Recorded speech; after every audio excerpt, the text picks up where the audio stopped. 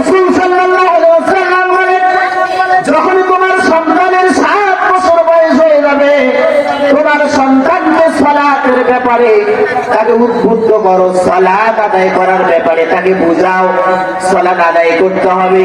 তাকে আল্লাহকে চেনাও, রাসূলকে চেনাও। যখন তোমার সন্তানটার বয়স 7 থেকে 10-এ উপনীত হয়ে গেল, আল্লাহ রাসূল সাল্লাল্লাহু আলাইহি ওয়াসাল্লাম বলেন, তোমার সন্তানকে নামাজের জন্য তুমি আদেশ করো।